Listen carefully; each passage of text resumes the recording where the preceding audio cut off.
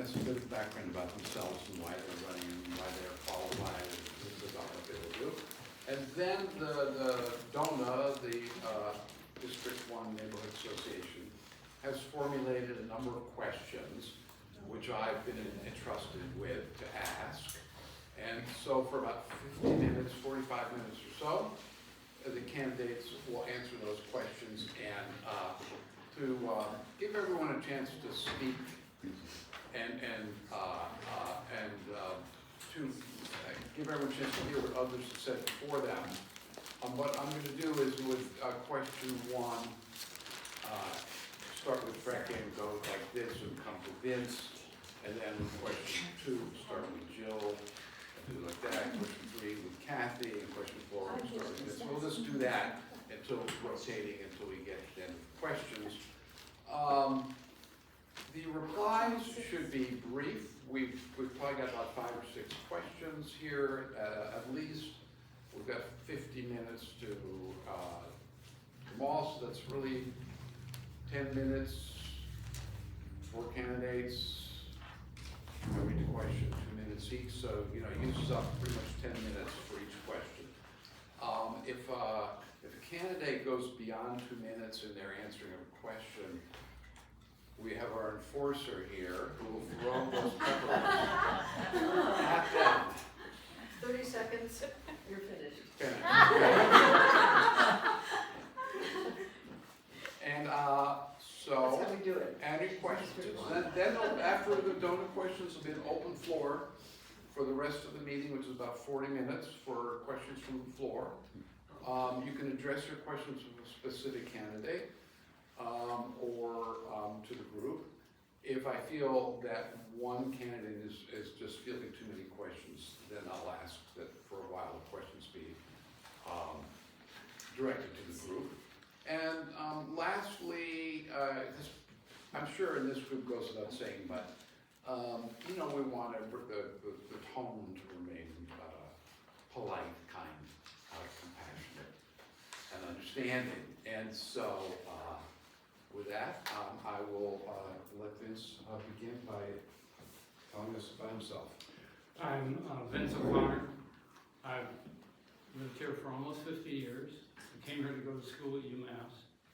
And I'm running first because I think the council has reached a point, and the form of government has reached a point where its flaws have become visible to a large number of residents, and we have to do something primarily in terms of the rules and regulations of the council to restructure the council committees and expand them so that there's more public participation. And I'm also running to support the school budgets and to have more accurate information provided when the school budgets are being considered, and not have a series of years as we've had where we're being told we don't have enough money, and then we have $5 to $7 million surplus after July 1st. Because I'm running to be one of 2 District 1 councilors. My efforts with others to better North Amherst, which you can see from my literature, my experience serving on elected and appointed government bodies, my current and recent work with children who've attended Amherst Public Schools and their families, my ongoing services personally welcoming and assisting immigrant workers and their families all qualify me to serve the residents of District 1 responsibly and effectively on the council. 30 seconds. 30 seconds. That's okay. I'm finished. Please. Hi, my name is Indy Frecker Ete, but you can all call me Frecker. I'm currently the District 1 Councillor serving with Kathy, and I'm running again because I think there is unfinished business to be handled on the council. My first 2 years were a time of learning, and the council is there's a lot that goes on in council, and I use that time to listen and learn. And I'm interested in using what I've learned to focus on infrastructure, for example, roads. I live at the intersection of Montague and Summer, and even being a councillor hasn't saved me from the potholes on that road. Something else that is of interest to me is collaboration. What we see in the country right now is that we have a very divisive politics, and the truth is a divided country starts with a divided town. And for the past 2 years, what I've tried to do is find a way to bring people together. It's something that I want to continue doing because it's something that we need. We can have good ideas, but good ideas in a divisive environment will not get things done.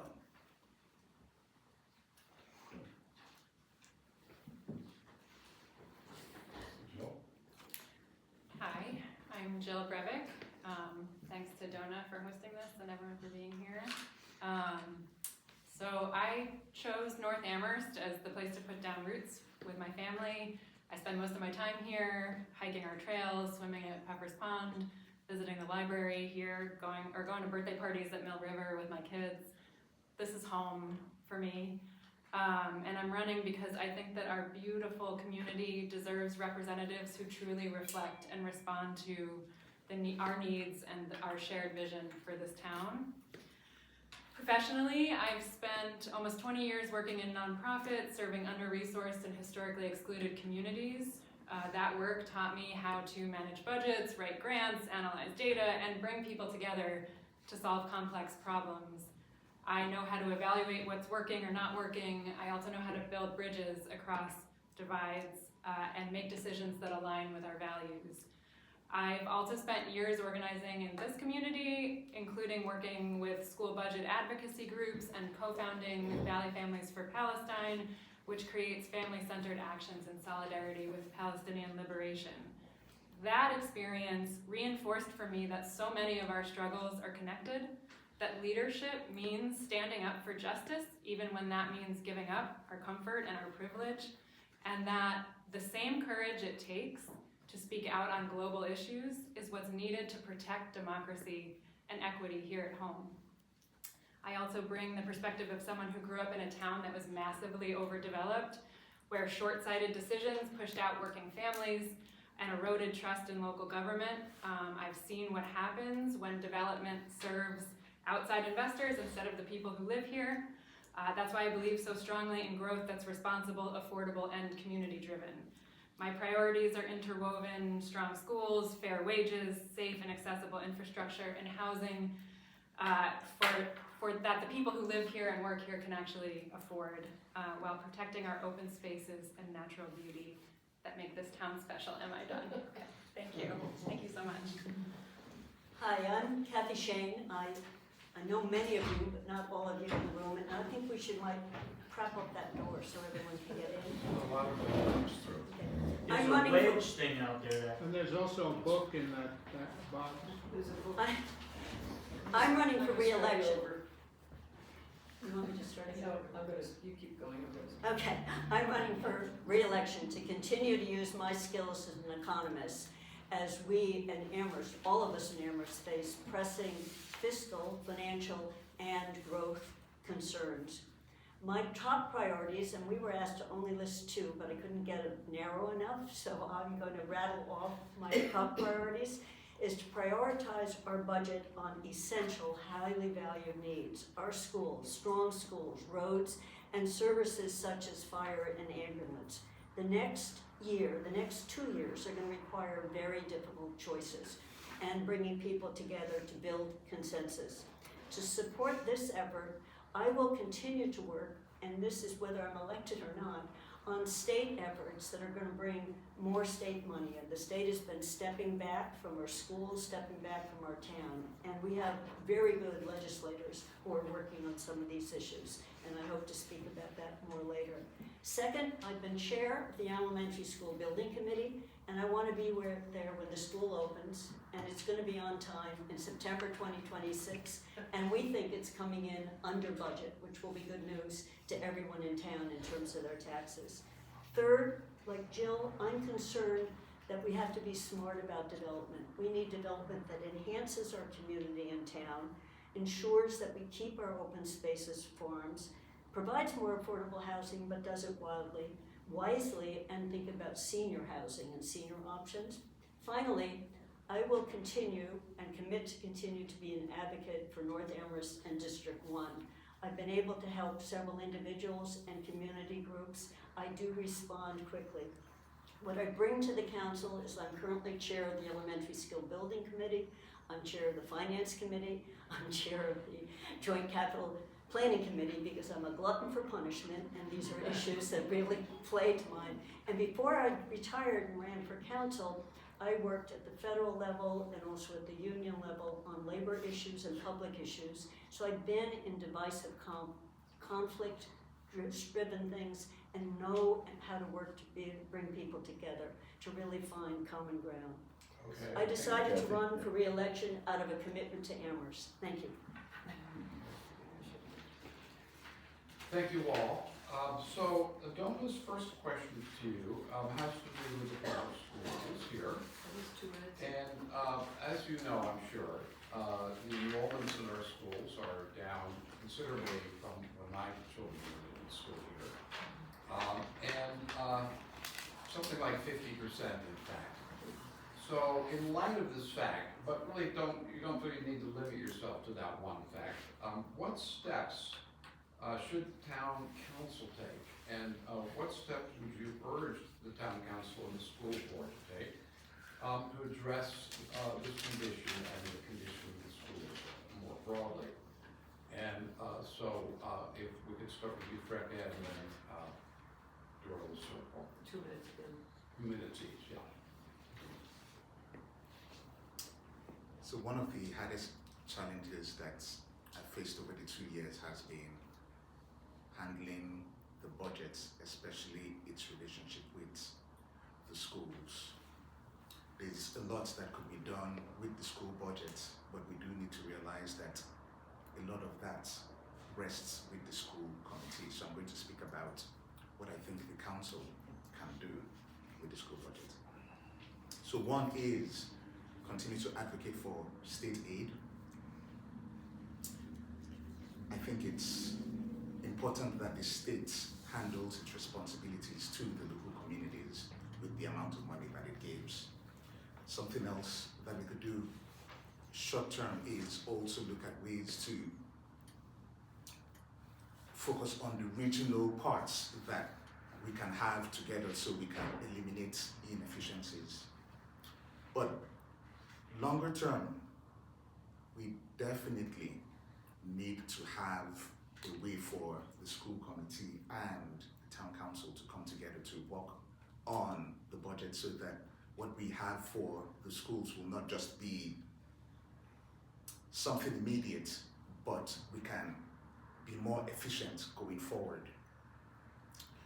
On council, I was able to at least raise the idea that we should have a facilitator or someone who could bring these two bodies together.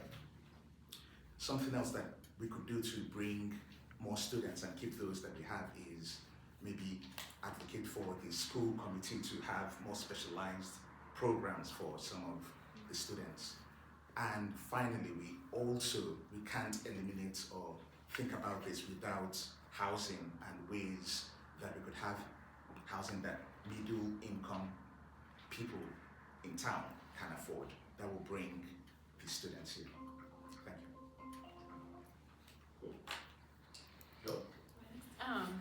So I am a parent of 2 kids in the public schools. My kids go to Fort River in the Caminantes program, and I think our schools have wonderful people in the classrooms, teachers, staff. They've really weathered a lot. At least in the few years we've been in the schools, I've seen some incredible work working through these budget cuts. And so on this stat in particular, so it is true that it sounds like our enrollment has dropped by half since 2000, but our schools are not still staffed at those same levels. The schools have made deep cuts year over year. We've eliminated a third of regional teachers, a quarter at the elementary level, many staff. We've closed Marks Meadow, the Southeast campus, and now Wildwood, soon to come. And our schools are really lean. I experience it, my kids experience it on a daily basis. And while enrollment has gone down, the number of high need students has held steady. So that's really important to keep in mind. I think in terms of how to address this declining enrollment, I mean, families are opting out for school choice, charters, private schools. I'm involved in the state level advocacy to help change the charter formula, but I think on a local level, it's not just a schools issue, it's a town issue. We're losing young families faster than neighborhoods like Northampton, or neighboring communities like Northampton, and that is a directly impacted by our housing market. If Amherst is not a place that young families can afford, we're going to continue to see this trend. And so, you know, I think the school committee has a fiscal sustainable subcommittee working on this issue. If I were a town councilor, I already am coordinating and you know, in collaboration or learning from the school committee members, and there are several folks running for school committee who are really committed to breaking down those divides and working together collaboratively. So I would be very dedicated to that work. Jackie? Ready for next? To not repeat some of what has been said, I'm going to focus on not just the enrollment is down, but state support of our K through 12 is down dramatically. And this, what has been happening is it's pushed more and more of the school budget onto our property taxes, which can't go up any more than 2.5-ish% a year. A primary source for years has been something called Chapter 70. This is the education aid from the state.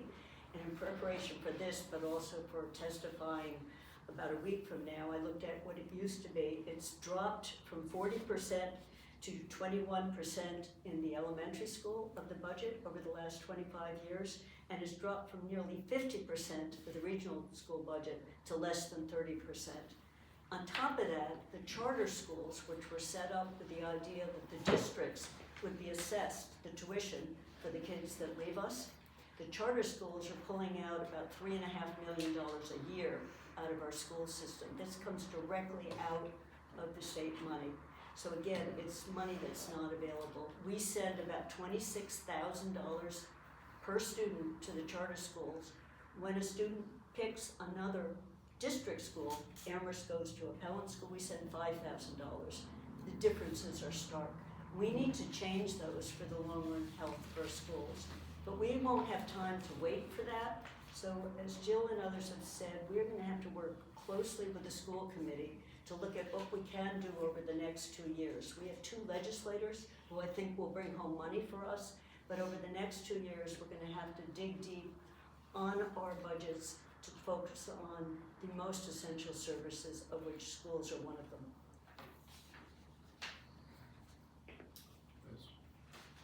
Well, I think the first thing we should do is look at the decrease in school population. First, there was the disaster created by the school's refusal to accommodate the Chinese immersion program in-house. That was in the early 2000s. Next was the financial collapse of 08, 07, 08, 09. That kept a lot of people in their homes because there's this, you know, because this is an academic community, people come here and their children grow up here and then they leave and so forth. And we've had a sort of a sine curve over the time I've been here of school populations. At some points, Wildwood and Fort River had 600 students, and other points they had below 400. This is a natural thing. The third problem that we've had with regard to school population has been the building of luxury apartments, luxury priced apartments for students that have essentially set the rents higher, and we've had apartment complexes raising their rents ridiculously and driving out people who still work here but now have to commute, which creates, of course, a global warming issue. So I feel very strongly about any policy that focuses on the spending for kids with special needs. I'm the oldest of 8 kids, and 2 of whom had RH factor special needs problems. And I strongly urge I've made a number of, you can go online to my Facebook page and see the proposals I made in my response to the Teachers Union questionnaire, and I think I do a good job of outlining how to bring the council and the school committee together. So we'll move on to another question now. I'm going to follow this question up with another question, a broader question about housing, because it's come up here a couple of times, and I think everyone in the room would be eager to hear what each of your views is about what can the town council do about this problem that you have almost all spoken to and identified. There's no disagreements about the unaffordability of housing in Amherst and the problem of expensive student housing and the impact that has down the line. So we'll come back to that, but first the question is quite specific to DONA and to our neighborhood, and that is the proposal, if you can call it that, for new student housing along North Pleasant Street there, right from the campus to the right, I believe, is where they are proposing an overlay that would permit the construction of 6-story apartment buildings, 6-story high apartment buildings. So, what position would you urge the town council to take on this matter that is going to be good for it, and why? So, I think, Bill, it's your turn to speak first. Yeah, so you're specifically to the overlay. Specifically to the overlay, and so don't worry if you have other things you want to say about housing, We'll go because back we're around. going to cycle back. My next question will be about that. Okay. Yeah, so on that project in particular, I think it sounds like we will get more information at the District 1 meeting that's coming up this coming week. And so with just the information publicly available, which has been a little bit limited, and in talking to a lot of people at the doors and getting a pretty general sense of what folks feel in our neighborhoods in District 1, I think I'm grounded in the idea that development needs to meet community needs, and I'm not sure if this project is meeting the most pressing needs of our community. I really love projects like the Amherst Community Homes project, where you can see how this is directly helping families and helping people, who will live here long term, build equity, and I don't know if a 6-story student housing complex is sensible planning unless we have really firm affordability and design standards in place. So I think, I'm not gonna say one way or the other here. I think we need to hear from the community. And I think we need to, I think the council needs to set really clear limits on,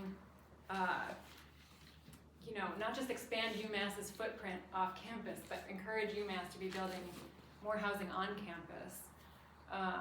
And yeah, I think I get the sense that this would be a really big strain to our infrastructure in an area that is already, the site of a lot of new development. I think we need to pace ourselves, and so I, again, look forward to getting more information, but right now would not be in favor of, with the information I have, this project does not seem like it's right for our community. There is, as you just heard, there's a meeting here at 6:30 on Wednesday night where 2 planning board members will come, present this idea. Right now it's a potential idea in the concept, which is the best time to have a discussion about it before it gets written down. And I helped organize that to bring them here so they could hear from the people who live here. Their concept is to triple the student population that lives in Puffton Village, Brandywine, townhouses by allowing that in an overlay, to give permission to do that. The good reason they're doing it, or one of the motivations, is to stop the pressure in neighborhoods housing, where the houses are getting gobbled up by investors and then rented out to students. So that's to relieve that. But many of us who have looked at those properties, they're these most affordable student housing in town by or none. They're older, and they're if you walk around Puffton, it's gorgeous. Many of us would like to Thank retire you. and move in. I tried.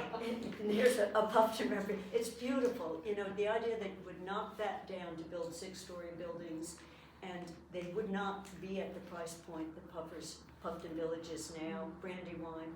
So the planning board is gonna come and talk. There are some design standards in it, but I think it's important that the community come out. This will be questions, answers, and comments. It won't just be a presentation where we're all sitting back. Because this type of density was never envisioned in our master plan. We're in a village center. We're talking about smaller scale, cottage size, affordable, and student housing, it wouldn't normally even come with affordability standards on it. It would be this. So I think it's important to hear what people have to say and to act early around ideas of this. And I'll just stop there because I've clearly been heavily involved in just trying to bring this to the community. Thank you. No, I don't think I think I've listened to enough commentary from District 1. I don't really, at this point, need any more information. I think this is a absurd proposal. It is essentially a continuation of, for example, what happened when the Amherst Motel across from Stop and Shop was demolished. And I actually took an immigrant family there with 2 kids to look at those apartments. The bedrooms are tiny. The prices are ridiculous. And that is what we're going to get if this, and quite frankly, one of the reasons that this is happening is because we have the chair of the planning board being the assistant planning director for the university, which I grant him, he's doing an excellent job of advocacy, but quite frankly, it belongs on the outside of the process rather than on the inside. We need to preserve existing affordable housing, not demolish it, so that we can create luxury priced, smaller units that will essentially lock out families and create an environment where the only exterior spaces consist of buildings and asphalt, like North Square. Buildings and asphalt, and one front door to everybody's home. And that is a ridiculous proposal on its face and should be rejected outright. So the question was, what could the council do about this proposal? And I don't think we should think about it as something that the council in general could work on, because the different councillors from the different districts have different incentives for whatever decision they want to make. So I'll be sitting here to answer that question as a representative of District 1. And I think we do need to think about what the pressures on the infrastructure are going to be. That's the first thing. And clearly it is going to be a lot. If we think about the roads as they are right now, what will happen if we have so much more in this space? Something to think about. But I also like the idea that as representatives, we are getting the people in this district to talk about these issues. And so the meeting on Wednesday is really important, and it's crucial that as many people as can make it come to have a voice in that discussion. And when you have that voice, the results are going to be manifested by what we see from the planning board. So I'm in favor of having discussion from this district, having councillors from this district advocate for the district on housing, and also just thinking about what is the effect on the infrastructure, how quickly do we want things to change in North Amherst. Okay, so now really just a broader question, focusing specifically on the planning board and the town council's relation to it, and the housing situation in Amherst. And I was frankly a bit surprised when I learned that the town council appoints members to the planning board. Because I've always had a kind of feeling that the planning board was a mysterious group of individuals who met behind closed doors and sprang development plans on the community that only the most informed citizens, of whom I never was one, had any prior knowledge of. Now, this all turns out only the first part of that turns out to be true, which is the town council appoints under the members of the planning board. So that means you have a lot of power to, what would you each do as a council member to ensure that we have, or at least move the planning board to, toward one that you think is more responsive to Amherst community residents' needs? And we'll start with you, Kathy. So as you just heard, the council does appoint the members of the planning board. In the last few years, not the first year we were on the council, but the last few years, we haven't had enough people applying to be members of the planning board. And the initial committee that sets up the interview, does the interviews, and makes a recommendation to the council has had a particular composition in favor of certain types of people to come on the planning board and less favorable on other types of people.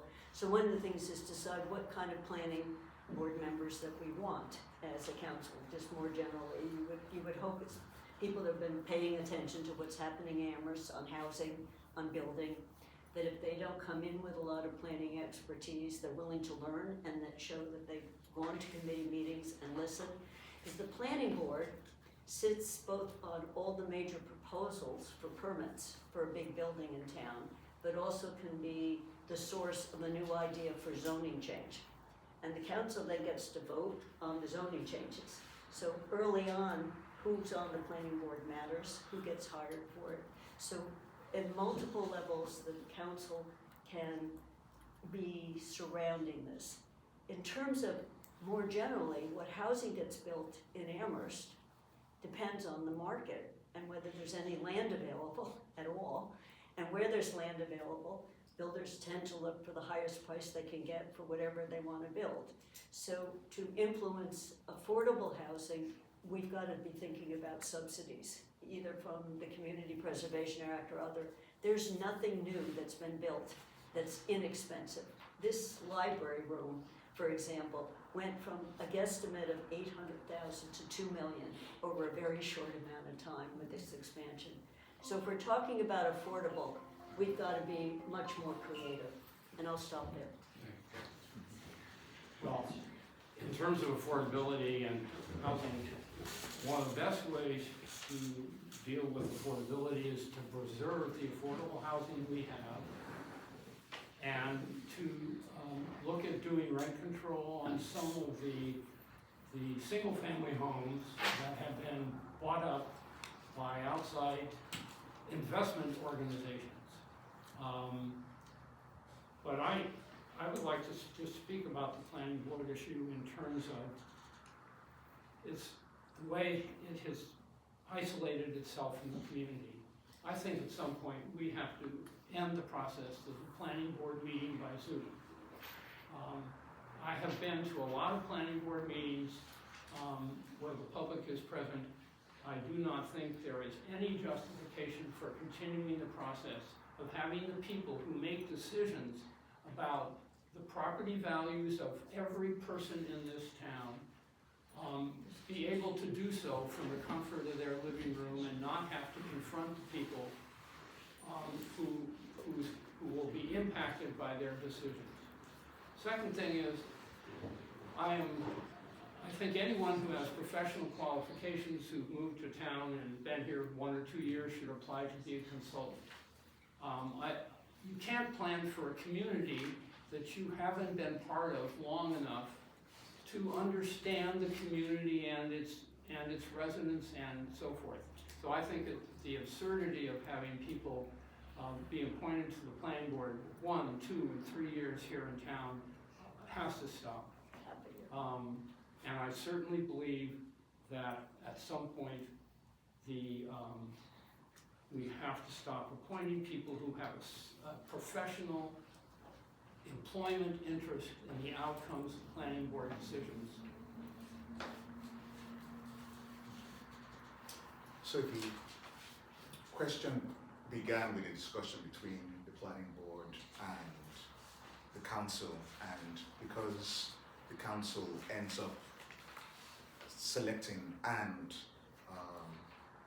appointing those who go on the planning board, there's some kind of power, authority that the council has. But this is soft power because it relies on the fact that people have to nominate themselves to be on the planning board. And so in directing that soft power, one of the things that the council could do is indicate its interest on what it expects zoning should be, broadly speaking. Something else, I was on CRC, which is the body that makes this selection. Something that CRC, which is, at this point I can't remember what it's called, but it's CRC. Take my word for it. Community Resources Committee, yes. But the CRC can specify the diversity of those who would be in the selection process, and we could specify it according to district. Development ideas are context specific, and so if they're context specific, if you broaden the playing field so that different people from districts are part of those that are nominated, then that makes it easier to have a more balanced planning board. I think it is important not to vote for people on the planning board who have very specific ideas of what they want planning to be, because again, we want an open mind for that context specific idea. We should be looking for those who are qualified and those who are looking to work together on the planning board. Yeah, so my perspective on this, I think if we're hoping for, we want planning board members who are objective, not biased, who are diverse and bring different perspectives, but are very well qualified and knowledgeable. That does sound difficult. I think when I think about questions like this, I think a lot about a lot of settings I've been in where we've wanted to recruit people to entities like this, or just have a more robust pool of candidates for things like this.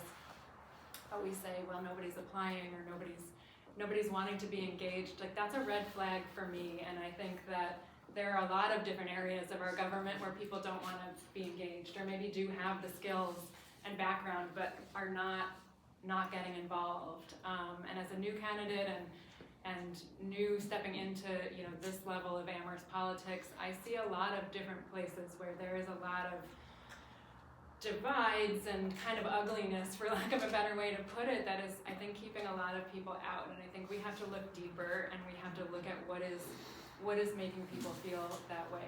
What are the barriers to engagement on all different levels, from even just showing up at meetings and sharing your voice, all the way to applying to be on a very, consequential committee like the planning board. I think we need to do a better job with that. And I have a long community engagement background. I think I could help bring a change to the culture of the council that would hopefully make it feel more welcoming, like we're folks who want to collaborate and who want to work together, and that would hopefully help us get some better candidates. I think the planning board is extremely important, and I think I would also, just to add to this, like to see, I really like the ability for residents to take the lead and propose zoning changes, even if they're not right off the bat. I think seeing what residents want to bring forward really helps us get a sense of like what's the heart of what people are unhappy with or what they're seeing in their own communities that they want to change.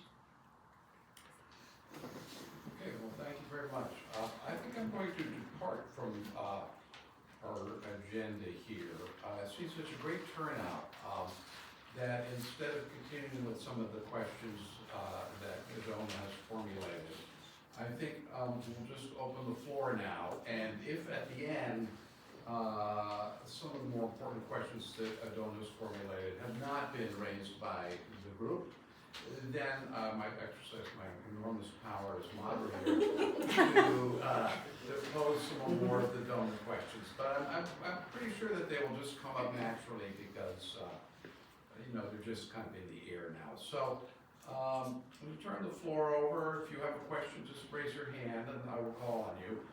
But if you could let us know as soon as you begin to speak whether your question is for all of the candidates or whether you're addressing it to one of the candidates, that would be very helpful. So, the floor is open. Yes, I have a complicated question. or, I guess anybody who knows the answer. Speak up, Hilda. Yeah, louder, Hilda, please. Okay, it begins with, do you know the cost of the services that will be required by the housing that it seems to be the big agenda item for this election? Do you know how much each unit costs in terms of the services that they use? And how do you expect that would impact on the tax rate? And then my second question, which is related, if we go with the project as I've heard for the Mitchell Farm, for example, they're asking for tax increment financing, which means they can spread the tax out before they pay us anything in increments over 10 or 20 years, depending on what you negotiate. Is that something that you would support? so just a quick point of clarification. You refer to a specific project? No, the first one is rather general, and the second one is a for instance. If Oh, I see. if For you instance. require a certain amount of affordable housing, which is obviously gonna bring families here, and each kid in the family cost the town at this year's price is $26,000. Do we not have the resources to cover that, and how much would it cost the taxpayer to have families? In other words, this is a planning issue, which the planning board doesn't seem to think is important, but you guys have jurisdiction over any decision the planning board makes. So if you're wanting to bring in family housing for people who live here, well, I guess I'll add to that. We only get 7 units out of the 30 on Ball Lane because that's all we're allowed under local preference. So we're bringing these families in from other places that aren't paying for it. So how do you expect to pay for it if at the same time they're asking for subsidies in terms of tax increment financing, for example? It's complicated, I know. Okay, so is it, quick intervention, is this a question do you each want to speak to? If you all do, please all raise your hands. So far 2 do.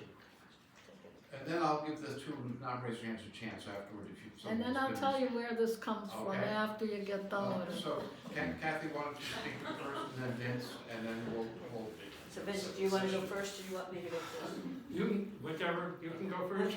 Okay, so I think the larger issue Hilda's raising is when you build housing, it has infrastructure costs, meaning roads, police, fire, schools, and you could list more. And clearly, if it's just build, New York City would have solved its budget crisis a long time ago, because it's building taller and taller and taller, but it still has a budget crisis. So we often don't estimate that other side of what are the costs to us in terms of what the town needs to do to provide more services. You know, even if you say a ladder truck, what do you need a ladder truck for? You need it for tall buildings, right?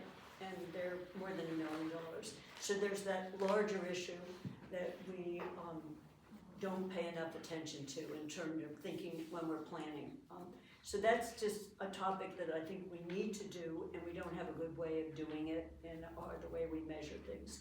The second is the example that Hilda used of Ball Lane, that if we're bringing in subsidized housing for families, and it's not families who are already living here with children, we're bringing a new group in, and I think everyone knows we're going from 3 elementary schools down to 2 based on projections. What I'm hoping, and I'll just say this because I'm an optimist, is the Leverett School is half empty, the Pelham School is half empty, the Shutesbury School is half empty, so there is capacity for elementary school kids. So we don't have to necessarily think that it's only in Amherst. We can think of a region for some of these things. So it's to think of consequences is what Hilda's saying, and plan in advance for them. And if she hasn't sent it to everyone, she has a paper she worked on a long time ago. 30 years ago. 30 years The ago. It housing- wasn't just her, it was several people in town tried to put some numbers to this, that it's an out-of-date paper, but the idea is that housing comes with costs. It was 1993, and it was a town meeting task force. Thanks. Sorry. Well, I actually bring up one incident where the first of the 5-story buildings were built downtown, and when the planning board was conducting a hearing on it, the town manager got up to the planning board and advocated, whom he had appointed, and advocated that they vote for the project because it will bring so much in taxes. Which is, of course, the very problem that Ms. Greenbaum, addressed. We're great about talking about how much it will pay in taxes. I have seen very poor results in terms of the planning board or anyone else in this town talking about the infrastructure and service costs. And I think that that's why I think building your way out of a problem, which I've heard on and off over 50 years, is a simple-minded and quite frankly ineffective solution to it. Requires a lot more thought to deal with the town's problems than simply building more buildings that will pay taxes and then ignoring the costs of those buildings. So, and I think as a practical matter, and I actually took steps to try to deal with this. A gentleman from Jones Properties came to my apartment to repair some holes in the kitchen ceiling that were the result of the upstairs tenant's hot water heater failing. And while he was there, I basically gave him the literature about the new housing project in Pulpit Hill Road and encouraged him to ask his friends. And he lived in town, he's a renter, and I said, please consider doing this. I think that if we did a very good job of outreach to Give him a Amherst. chance, because it's a good sentence. Yeah. Finish, Vince, finish. Okay, so if we did a good job of outreach to people who work in town, we could fill that project with people who already work here. And who may be living elsewhere, but work here. Except we only get 7 of those Okay. units on the local. No, that's not. Unless you have something important to add, or do you want to add something? Yeah, please do. So I have seen Hilda's reports and I've glanced at it, and there's stuff that we could learn from it. Yes, when we build, there are costs that we don't initially think of, and they add to the fixed costs that the town ends up having in terms of services. And we do know that some of the services aren't having as many people as they should have. As for mutual fund, which is, I think, something that you also mentioned, I think it may not be a good idea to develop on that land because of the wetlands, because of the importance of the view. Frankly, if I had my way, I would recommend that it just be donated to DONA. And you all could figure out what to do with that land. There are other places here in Amherst that we can build on. I don't think that that would be one of the places that we should be looking for. I would be interested at the end to look at whatever the plan is, but I think as it stands, there isn't, both from the community and from myself, there isn't a lot of desire to have something on that space. I'll just add quickly, I mean, I think that what other candidates have said about this pattern of, you know, more housing, more development, not necessarily leading to more revenue, or the way that we want it to play out. I think I'll just refer back to my own experience growing up in my hometown, where development was so rapid, such that it was actually written up in the New York Times. There was an article about my community. What was your community? Marlborough, New Jersey. Okay. And the way that they, you know, people kind of studied what happened there because it was so extreme. It was a case where the mayor was taking bribes from developers, right? So like super extreme. But I think you would think with that level of property tax, I mean, they developed every square inch of this town to the point where you'd sit in traffic just to get out of your development. It hollowed out the community. So instead of it like does, I mean, I experienced this happening of, you know, you might think logically, numbers wise, it would have that effect of increasing revenue for services. But Kathy, as an economist, I know you have explained this too, and I saw it. I mean, the schools went downhill. We were top in the state when I was in school there, and they plummeted for these very reasons. So this is really near and dear to my heart, and I think that I definitely want to make sure that these trends don't happen here. Floor is open for another question. Yes. So I've got a question. What would you do as counselor about the worst intersection in the entire town of Amherst? And why hasn't it been done already? You talking about this one here? Right in front of us. Up there. Yeah, that's what I meant. That's what I meant. I mean, is there anything you can do? Yes. Let's see. I feel maybe we should start now with Craig first this time, and because Kathy and Vince led off on the last question. Do you have a view on this one, Craig, that looks important to you, or? It is important to me. It is the worst intersection in town, especially if you are a cyclist. Yeah. You get hit with the fact that it's kind of a triangle, and then there are all these potholes. It's awful. Yeah.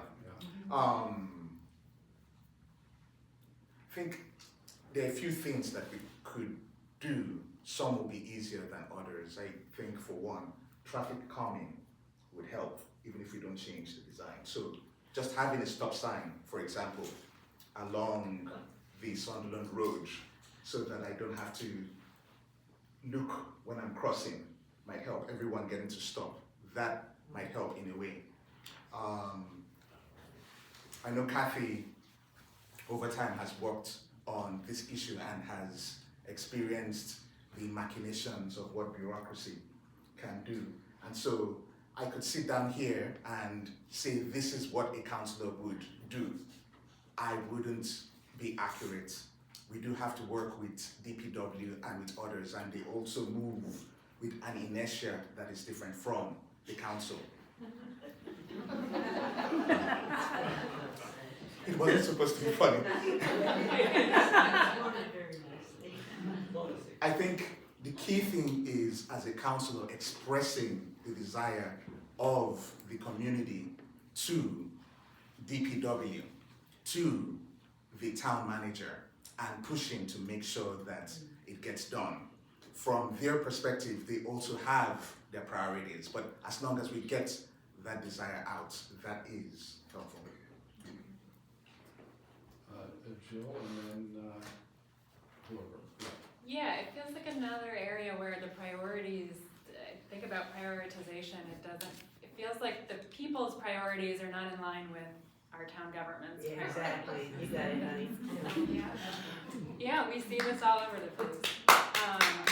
Say it again, say it again.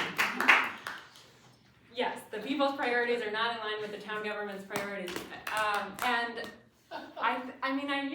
we see the roads downtown, the intersection downtown being repaved before our roads where people are popping tires on potholes and these like very clearly terrible intersections being left. I know there's been some progress made on this one, but with lots of effort. When we have other intersections that were just very basic intersections turned into rotaries, and we certainly love our rotaries, and I don't quite understand it. I think a lot of people feel really just frustrated, and I think we should have a say, and I think there should be a different process, and I think that the council does have that control over the prioritization with the DPW, and I think stepping into that power a little bit more and saying that it's our job to make sure that the people are heard, and there's a lot of backlog that we need to get done. This intersection being a good example of that. I think this points out the structural problem regarding the council's rules and regulations, which is that they don't have committees of oversight of various town functions. And as a result, they need a public works committee. I served on the public works committee of the town from 03 to 2009. I was the chair of the committee on bicycling from late 80s through the mid 90s. And that worked perfectly well. We met with the superintendent every month. We heard what was going on. We expressed our concerns. We had members of the public come and be given not only time to speak for 3 minutes, but time to interact with the Public Works Committee. That's what I think we need. We need at least a 3-member committee with 2 members of the public who are not counselors to meet with the department every month to hear their priorities and to conduct hearings across the town every year about the public's priorities. With regard to this intersection, I think we have to be respectful of the fact that if what has been proposed in the past were done, it would advantage one property owner and create a real problem for folks who want to go down Sunderland Road. Yeah. Finally, I think that a former state representative said that there is a plan on the shelf at the university to provide an exit from the university that did not involve North Pleasant Street. And I think we need to find that plan and to put it on the table because I think that is our problem. All these commuters to the university coming down Sunderland Road, not having a stop sign at the library and so forth. And I think that there are some very practical things we can do, but structurally we have to do something about the council in order to get the public voice into the process. Kathy? I think it's a fantastic question. In the first year, the council, when a meeting like this, we set up priorities, fix this intersection, get a East Pleasant Street sidewalk, and we didn't do either. The one thing we did do was this light, which I don't know how many of you have experienced it. The fact that there's a left signal and a right signal did amazing for the flow through there. And I can't tell you how hard I had to work to get that to happen. Because the first price, I found a memo that Vince had worked on with some other people way before the council.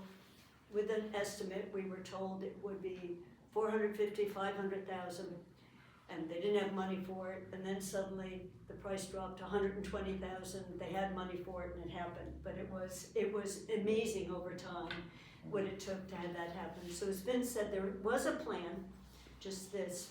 Town applied 3 times to the state for a design that would have changed the way some of the flow did, turned down 3 times, not a strong message on my view of it, having read the grant.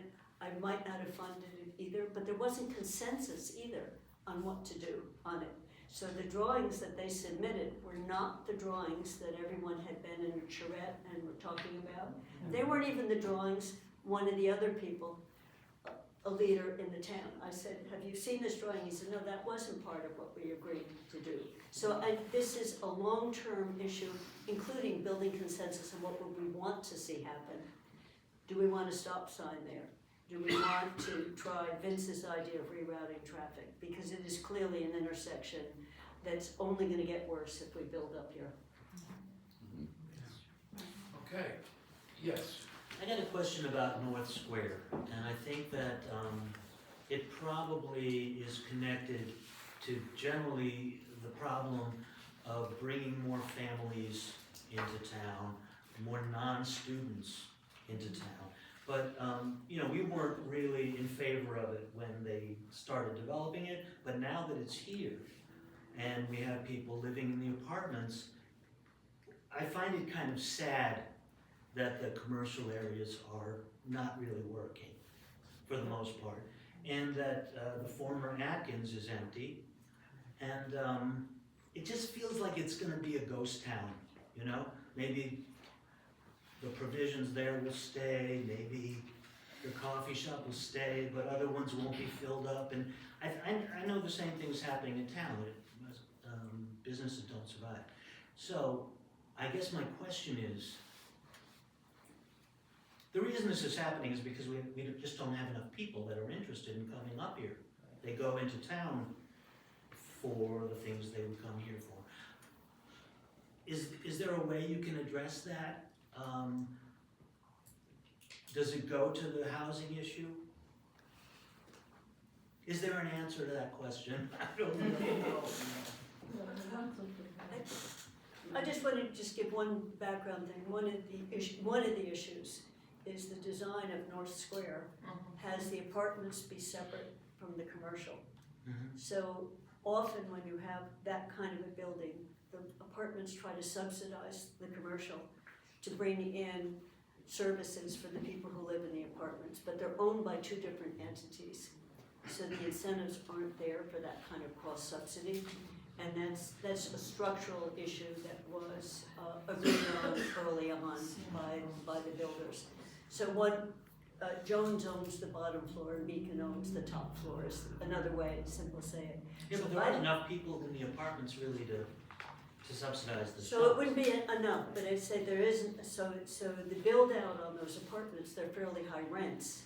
Or, in the commercial, it's fairly high rents, the low margin. So I don't have a good answer for you on, how would you populate that, because it is a population issue. It is also do people even know what's up here in the stores that we've got that were up at the other. They were hoping to bring people down from Sunderland, and it's not clear to me. So I'm gonna let other people speak, but I don't have a good answer for that, because as you said, downtown is suffering from that. Northampton is suffering from it. Everyone's suffering. It's not here is this problem and someone else has had it. So you find some communities that are thriving, but they tend to be denser than people living right around the circle. Right.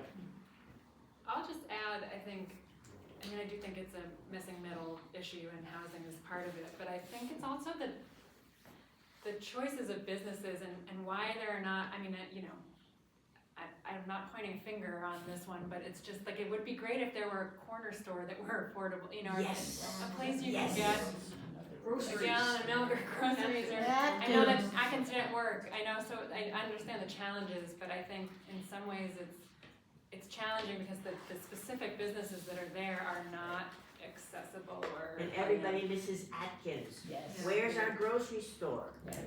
Where do you get groceries instead of buying yuck and Cumbies? Or a co-op. Or you have to Co-op, drive, or, you have to know. drive, down to Big Y, you have to drive to Stop and Shop or. I don't know why Yeah. Atkins couldn't make it. I mean, if Holly were running it, maybe it could, maybe that's, but I mean, I went there all the time for things that I needed, that I didn't wanna drive to Big Y. I think it was the difficulty of them running two different Two stores. And that's Yeah. what happened with Jake's too. Jake's was busy, but Yeah. I think running two different places just blew their Financially, it was minds. okay. Yeah. And I know it's there are a lot of factors that go into that, but Yeah.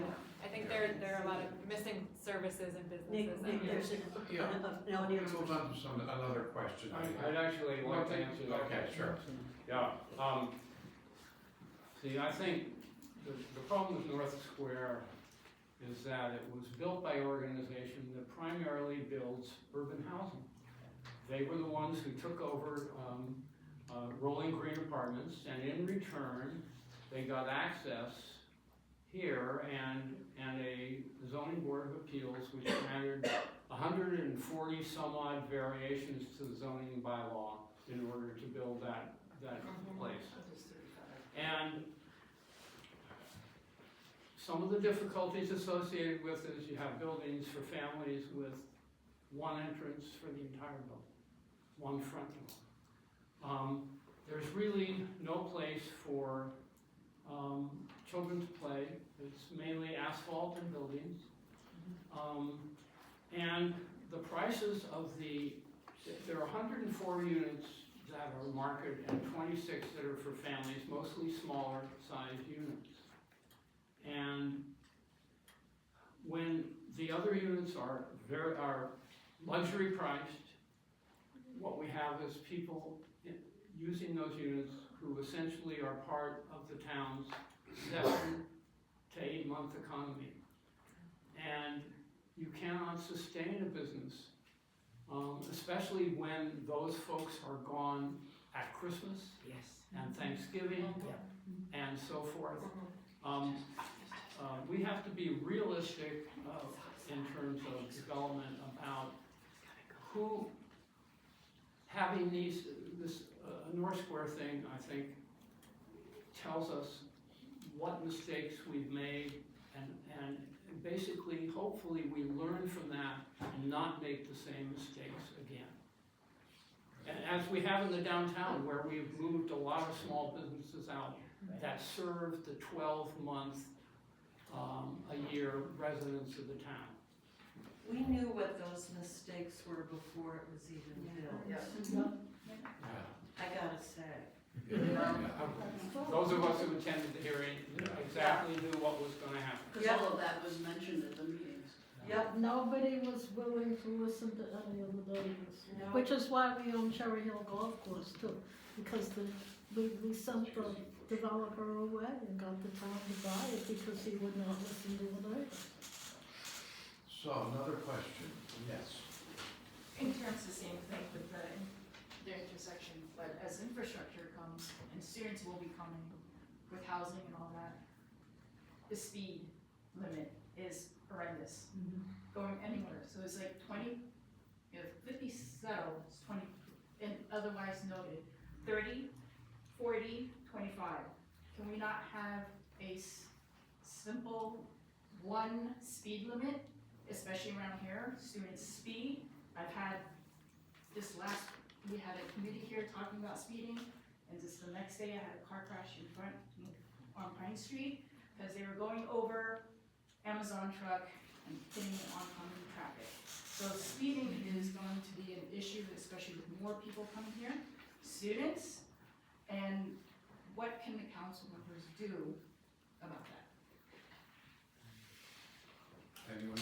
I think this time, we'll see if we can, I'm starting to become concerned about the time. So we'll just, two to answer this question, then an opportunity, if you feel something important has been left out, for the other two to speak. So, Vince, you want to be one to speak? I think maybe if we could each do a minute, then all four of us Okay, can I'll speak each to do a minute. Yeah, I think that I just want to say, the public ways, Sorry, Joe. Wait, so the 30 seconds is after what, after 30 seconds? 30 seconds. I don't think it'll be meant. The council controls the public ways. If we had a public works committee, we could hear this. Quite frankly, I think it's logical to have the speed limit within a block or so of that intersection all be 25 miles an hour. I think, and I think that would help solve the problem. But I think it would be helpful to have a public works committee where folks like yourself could come to the committee and say, this is illogical, you need to do something about it. Okay. So the council can advocate for speed limits again, depending on where you are. In districts, you can advocate for different things and with different levels of intensity. But if you've been in a car, if you've been on a bike, if you have walked and your feet has touched tarmac, you realize that speed limits don't stop people from speeding, especially students. And so we need, in addition to that, some kind of enforcement, but even that requires some levels of resources. So we need to think about how challenging that would be. But yes, we do need speed limits, but we also need enforcement. Yeah, I know a lot of my neighbors who've worked long and hard trying to get speed limits reduced, particularly around Cushman, Scott Children's Center and other areas like that, and just tirelessly, like it's incredible how much work it takes for residents to try to make any changes like this. I know there was a success recently around the townwide speed limit, but I think, as Vince said, any ways that we can expedite or smooth out whatever that process is and really pull that apart and look at it and see why is it, I mean, residents know best where the most dangerous areas are. I know the area where Henry Street, Shrewsbury Road hits Henry Street, like that curve. My child had a car come so close that a car hit the strap of their helmet when they were riding their bike. I mean, like, we know best, right? The areas that are the most dangerous. So again, prioritizing and hearing the public is key. You know, as Jill said, the town did adopt a 25-mile speed limit wherever it's not already posted. So what we need to do, what you suggested is great, and I've written it down, is look at all the places where we've got bizarre posting. I mean, this intersection in any direction goes to 30 or goes to 35 or goes to 25, it makes no sense. For state roads, we had to petition the state to lower the speed limit on 63. The town didn't help us, but they did agree to it. So I think going back to that, so trying to figure out, is it the town that's setting it or not, and then what's the entity? So I love that you brought this up because it's also doesn't make any sense what we're seeing up here. Okay, we have one last question. We have time for more than one last question. We will? We have to go until 5, aren't we? Yeah, oh yeah, Okay. we're in good shape time-wise. Okay. So it's okay? Yes. I would like to ask the committee the candidates, what to do on the following problem. I walk around the block often. So on Pine Street, you have two, what do you call them, crossways with those flashing lights. One of them is broken, but anyways, two flashing light crossways. Which doesn't prevent an accident, because once when I was going across, one car jammed on its brakes and the one in back of it came within this of ramming into him. But how is it on Route 63, where I live, Montague Road, we have crosswalk at the church, crosswalk in front of Mill River, crosswalk in front of 134 Montague, and not one light? How do we get some of these flashing light things that are supposed to be so helpful, especially for little kids and their walkers or their parents leaving Mill River and crossing over to go home? You want to fill that question? It's the public works I committee. can be brief. My answer to that question is the same answer that I gave to the previous question, which is the council needs to have a committee that folks can go before, make proposals, and go directly from that committee to the council. And how do we get that to exist? Well, that is up to the internal rules and regulations of the council, and one of the reasons I'm running is to reform a great number of those rules, because I think the council's structure is really a barrier to public participation and effective oversight, rather than a facilitator of public participation. Vince, I would just like to say one thing, Vince, we were all talking now about this intersection now being so terrible. Well, the year I got my driver's license, 1966, my first car accident was on that intersection, right there. 59 years ago, it was already awful. So this is a long-running. Yeah. Is there a rule that says, a rule in the council that says you can't have a public works subcommittee? No, we could, what Vince said, we have an enormous number of committees in town, but there's no reason you can't have one. So, in answer to that. So one could just say, could we have one of those, and then what happens? It takes But some on time. examples like this, the counselors who represent you could, if we said we want flashing lights at, and as Barbara just said, we want them, we could probably get it, because if you see on Amity, there's now a flashing light, that was Dorothy Pam. That counselor pushing super hard with a collective group of people saying, here is where we want it. So she wasn't just one person saying it. If you notice the flashing light, I call it the crosswalk to a ditch, up by where the, that is because they plan on putting a sidewalk there, but they got the state to agree to a crosswalk before there was anything built, which was one of the more bizarre things. The state had some money, but I think we could do this. It would be an isolated way of dealing with it, but it was. It'd be pretty important. But it would be important. It's at a state, the crosswalk. It's a state road. Yeah, it's a state road, so it might be, this letter to the state, but also which level of the state, so, but yes, so I think. Because Mill River is there, there's a very pressing, No, exactly, so I'm need. just writing it down as trying to focus on a few of these. I think if we focus. Yeah, the school bus too, school bus stops there too, Yeah. thank you. So I saw this, you had your hand up before, Yes. yeah. So we have all of these blinking lights for crosswalks, and only half of them work. You know, they're not being maintained. Yeah,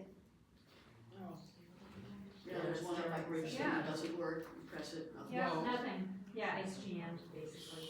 So, Also, there's the flashing speed limit sign on North Pleasant. I think it's pretty effective. I see cars, including myself, slow way down as I get to that. If it says anything over 35. Why not put them up all over? Yeah. It can't be that expensive. So anyway, yeah, go ahead. I mean, I walk around this neighborhood a lot, because I live here, and that's one of the reasons why I decided to move here, is because it's so walker friendly. But when you have these crosswalks where half of the lights don't work, and they're not maintained, it's like, I mean, I got caught in the median strip last night trying to cross, because somebody didn't see me. So, I'm just going, we're going to move on to the but, with respect to these kinds of issues that come in now, like crosswalks not working, more lights, I would just urge anyone here who is concerned about that to join DONA. This is one of the forums for, you could just get in touch with your current, counselors.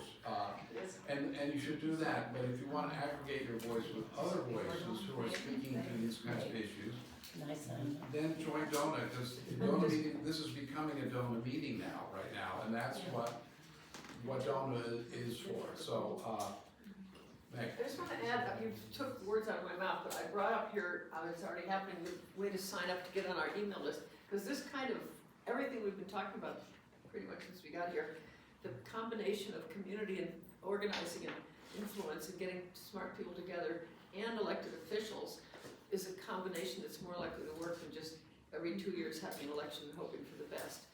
So we're lucky we have this organization. You can make sure, we never share the email list with anybody. We don't put anyone on it who doesn't ask to be on it. We don't harvest names from other places.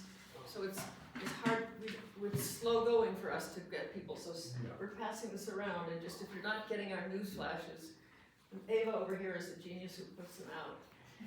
Sign this. Yeah, and I just want to, Can I change the Meg subject? is an organizing force around this, in case you don't know Meg, but there've been subcommittees set up, so I just heard crosswalks and blinking lights and speed limits.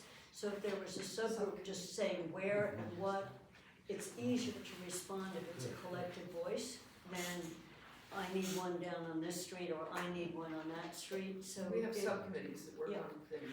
It would be great. So at this point, I'm calling on people who have not raised a question yet, so that's what I'll be prioritizing in. So one here and then one here. And then, well, I think you already asked a question, am I right? No, okay. All right, you're next. then. This is for everyone. Do you support a residential exemption that shifts more of the property tax burden onto non-owner occupied properties owned by private landlords? And there are many towns that have put stuff like this in place: Somerville, Cambridge, Boston, Brookline, Chelsea, Marlborough, Nantucket, et cetera, et cetera. This would help deal with the student issue. It doesn't seem fair to have the property taxes go up for residents when the students keep coming in droves and creating problems, I think problems for the town. So, anyone? I'll just add on to that, because you're asking one of the questions, in fact, Yes. it's here, that, as most of you know, Amherst year-round, Amherst population is 40,000 people. Only 13,000 are year-round. And our tax rate ranks 14th highest in Massachusetts. Yep. Which is about twice as high as other towns with our population size. Now, it just complements what you were. Yes, thank you. Exactly. Vince? Okay, I mean, Yeah, so yes, this exemption, residential, yeah. so I mean, I think in terms of dealing with taxation, I think one of the things we have to do first is make sure that people are not being overtaxed to create $5 to $7 million annual budget surpluses.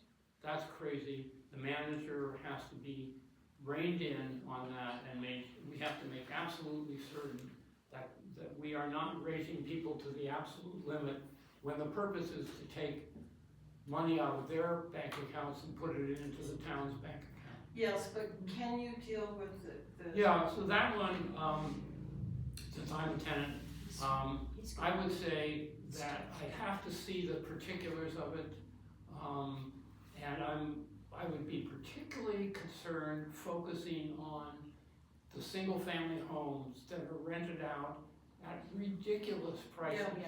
I mean, I have a friend who rents out a 4-bedroom house to a family for $1,700 a month. That is, compare that to all the homes being rented out to students at $4,000 and $5,000 a month.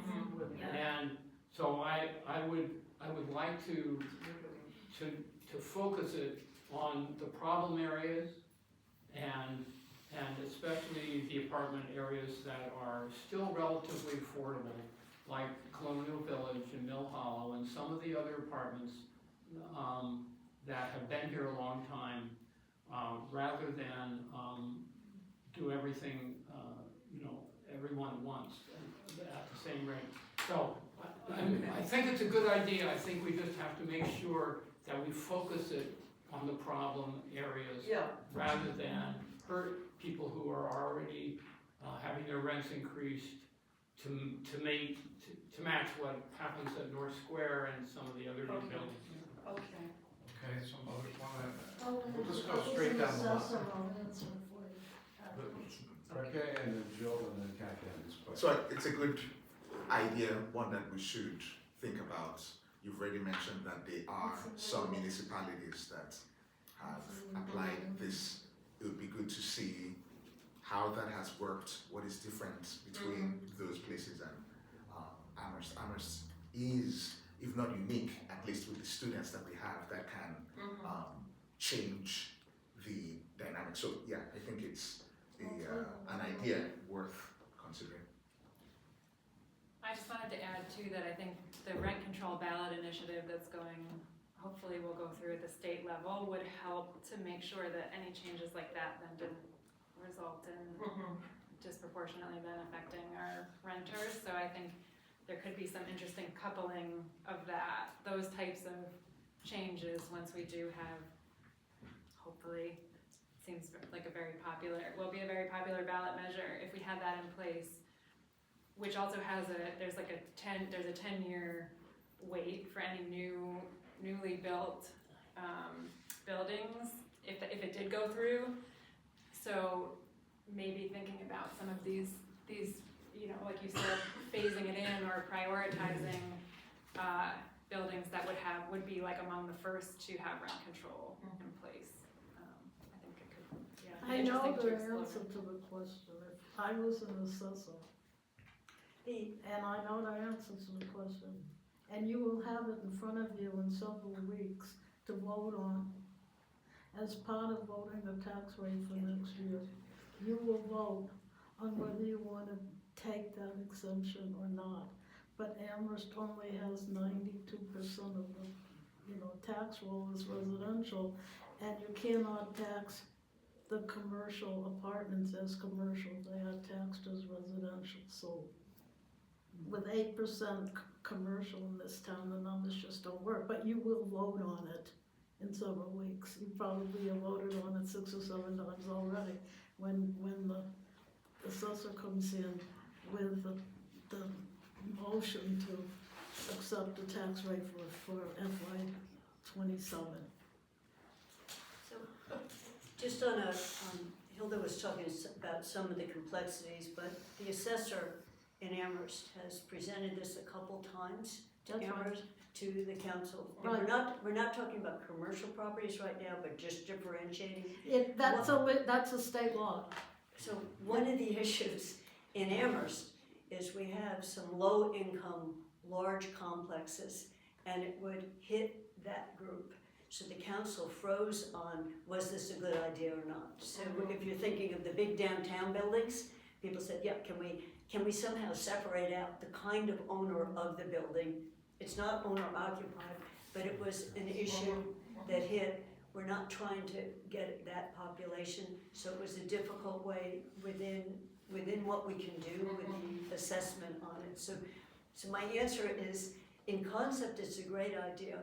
Looking at specifics on how much you would gain, it turned out there wasn't that much to gain if you were worried about who you were gonna hurt with the split. Okay. The mush So I don't, is that, like if we're collecting $60 million, that's how much we collect, but we're shifting it onto one and off of another, and who are you shifting it on to is the issue in Amherst. And so we will probably get her to, we have her as an assessor, we'll probably ask her to do it again, so we can look at it in detail. Oh, this is great, we have trick or treat. You can get at the issue in terms of depreciation, in that the older buildings can be depreciated down to the lowest level, and the new ones at 100%. That's And we don't have any trees. Here's a question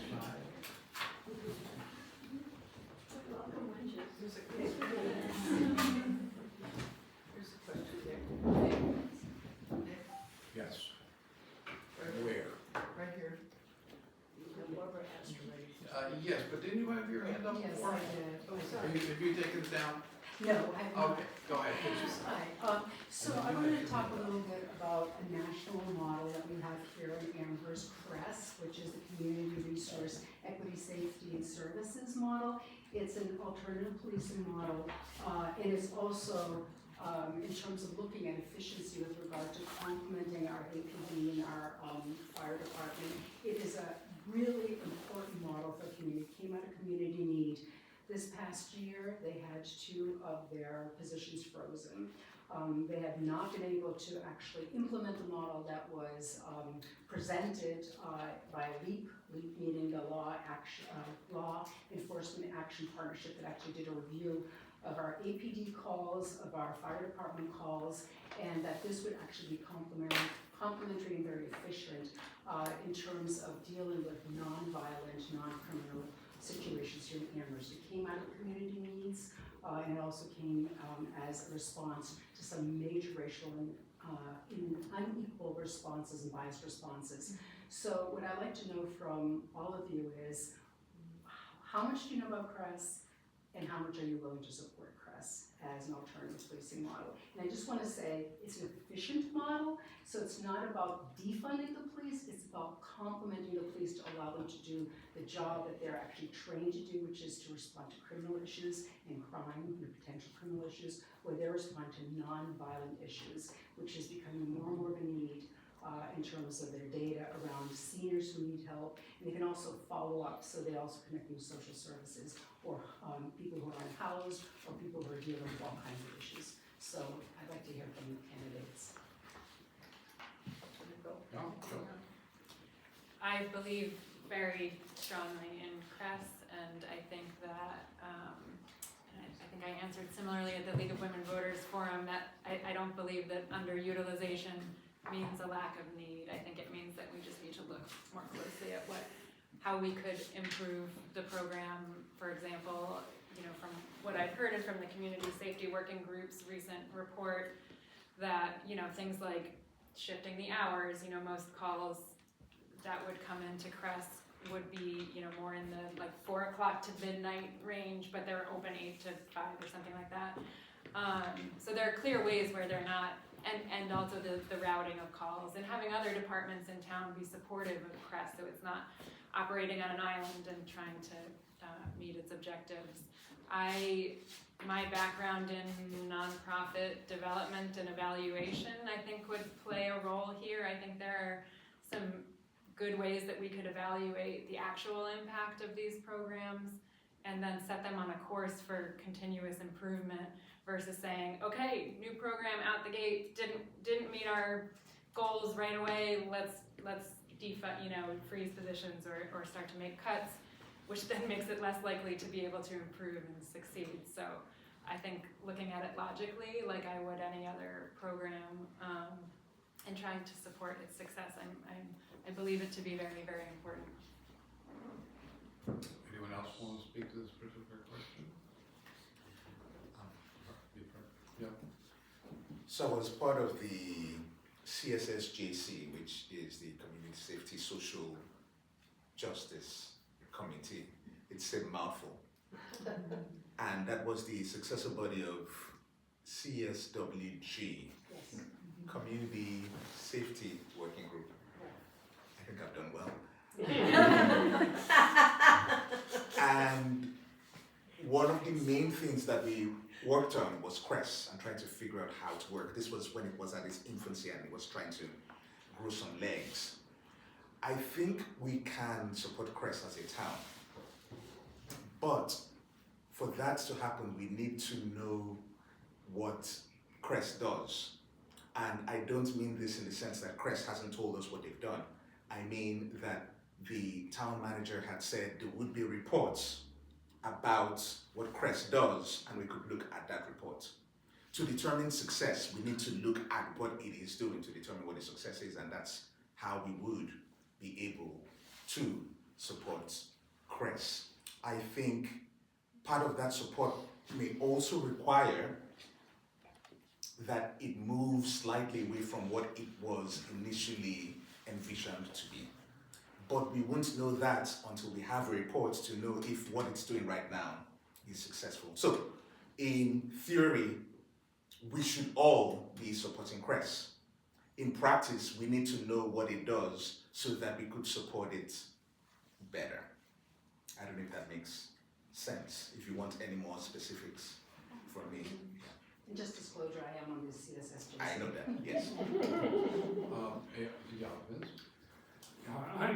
Not only do I support it, But I think this is another instance where the lack of a specific oversight committee of the council, again, with 3 members, 3 counselors, and there is a counselor who co-chaired the group that proposed this, along with other issues related, post the George Floyd murder. And I think with an oversight committee, instead of waiting for a report from the manager that is 2 years after the fact, I think what we really need is to have a game plan and to have a committee that will every month deal with management folks from police, fire, and crest to insist that what the council voted to be done is being done. Anyone who reads the police report in the bulletin every week understands that Crest is not doing what it was designed to do, because we see the police being referred to as doing this, that, and the other thing for which they are poorly, if trained at all. And quite frankly, this is another example of where the failure to have, 2 of the committees that have been mentioned here, other than the finance committee of the council, need to be abolished. And there needs to be oversight committees directed at all the areas of town government, police, fire, and public works, a public safety committee, a public works committee, because that is the only way you are going to not only have oversight, but enable accountability, public accountability to happen about what the council says should be done and what the management of the town is doing.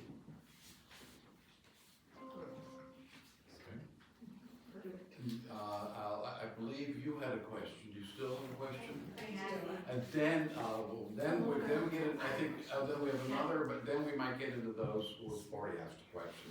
Ask the section. Yes. Kathy didn't have a chance this week. Sorry, Kathy.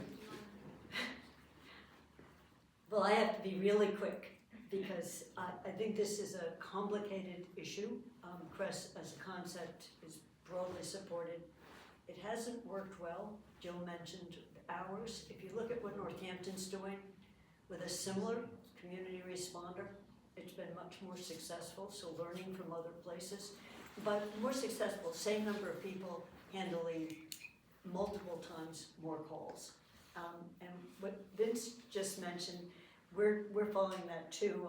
Recent in a homeless shelter, woman had some cheesecake taken away, and the police were called to try to figure out who took the cheesecake. And we both said, and Larry read it and said, why isn't Crest there? Why did this rise to, so trying to figure out how those calls come in. And so it's been this complicated that it hasn't worked the way it was originally supposed to, but we also, in Amherst, unlike some of these others, Greenfield, put a never co-respond, never have one press, one police initially go out when you don't know what you're gonna find, where then the handoff could be, this is Crest. The police have 2 social workers working in the department that handle a huge number of calls because they go out together. So it may be trying to rethink, you don't want it all the time, you want to just divert some of it. So I think this is a conceptual issue of how do we make this work well. We only have about 10 more minutes, okay? So. Layla, I do have a question. I will make it quicker than I guess. But I've heard from all of you about prioritizing kind of responding to and listening to the needs of the community. But speaking from my own experience, sometimes the climate of the town council has not felt especially receptive to engagement. I have attended meetings where I have, either got childcare or in some cases, if it pertains to school, I couldn't get childcare, brought my children to the meetings, listened to hours of public comments, which essentially then feels ignored. I've heard sometimes community engagement groups like SOS that are structured and organized around certain issues that really the community feels strongly with, dismissed as, by some counselors as being divisive. And I've heard this word a lot too, both in terms of I understand that there is division that we need to address, but I also am a member of a community that, I'm Palestinian and we live in this world where the nature of my identity is considered divisive.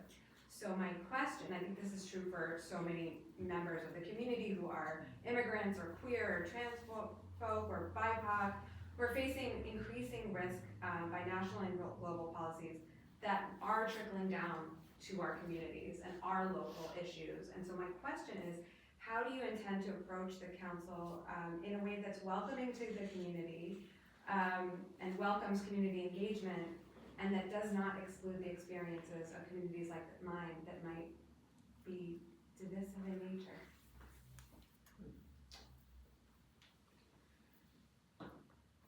Who would like to speak first to this question? Okay, I'll do it. I'm sorry. I will answer your question by saying that we, that the former town meeting disposed of the issue of whether to have childcare at elementary schools in the space of a single year. The first time we overrode the finance committee on a vote, a 4-3 division of the town meeting. We then also, over the objections of the select board and finance committee, agreed not to buy Nigerian oil as a bylaw and forced the town to do it, which saved the town money and also sent a message, I think, that was heard. And then the next year, we did the same thing with regard to Tibet, and we provoked a letter from the Chinese ambassador. In my experience, from the town meeting point of view, that Gaza resolution that resulted in, I think, a very unfortunate revelation about the council's views would have been disposed of in an hour, and it would have been voted 2-1, and we would have gone on to the next item. And I think that is the attitude that should prevail at the council. I don't think anyone should be offended by anyone bringing up issues such as the Gaza resolution or democracy or anything else. That's not our business. Our business is to listen, and if there's a resolution before us, to vote yes or no and to go on to the next issue. And that's my view. Yeah, and I'd love to hear from other folks on this one too, but so hopefully we have enough time. But quickly, if you know my background, you know that this is extremely meaningful to me. As a community organizer and as getting to know District 1 a lot better and the community organizing that has happened here, I think we could really actively change this culture that Layla mentioned. Like, I've experienced it myself. I know I have, a lot of friends from marginalized backgrounds that have expressed really, really disappointing things to me. I think it needs to change immediately. And I think that there are some wonderful people with wonderful experience who could actually change it. I think it means looking at what we're doing wrong and being honest with ourselves and not, I think we can't heal any divides if we're ignoring this issue. And I'm grateful that it was brought up, and it's something that I will not be afraid to continue to bring up and speak about openly, because I really do. I think that's the only way we can heal it, is to learn from our mistakes if we've made mistakes and try to improve. And then on just very quickly on larger systemic issues being relevant to the council, I've spoken on this before and have a lot of information on it, but I really strongly believe that it's our role as our residents' closest representatives to hear the frustration and outrage about larger issues at the national level or global level, and do whatever we can do. If I were elected as a councilor, whatever I could do to help elevate those voices and join our community together so that we can try to change some of these bigger systemic problems. Right here, okay. So thank you for this question. It's an important one. We don't just live in Amherst. We live in the world. I think it's important to realize whether you're a counselor or whether you're going to be offering public comments, that first of all, you're a human being. And that means that if you're pricked, then you're going to bleed. And everyone here bleeds. When we move from being a human being, then we have to think about what it means to be in a community. Communities are different in some ways. But part of being a counselor or being a representative is keeping an open mind and listening to everyone. And on issues that we care about, we sometimes overestimate the support for those issues, and we underestimate what others might think on those issues. As counselor, what I've done and what I still intend to do is to keep an open mind. I keep an open mind as a human being. It's not easy being in the United States for 20 years with the accent that I have. I spent 7 years in Louisiana, 7 years in Texas before coming here. I know how challenging it is to be in the United States. But I don't wear that as a badge of honor. I wear that as the fact that when we are here, we all bring different experiences. I'm proud of those experiences. And so what I try to do is listen to everyone. Some of the things that we care about in Amherst, over in Texas, they think completely different. Those are not aliens. They are Americans. And so we should be thinking together, and that's what I intend to do. I don't have a good answer for you. I do think the council meetings are more formalistic than they might need to be, so I don't have a good idea of how to open them up.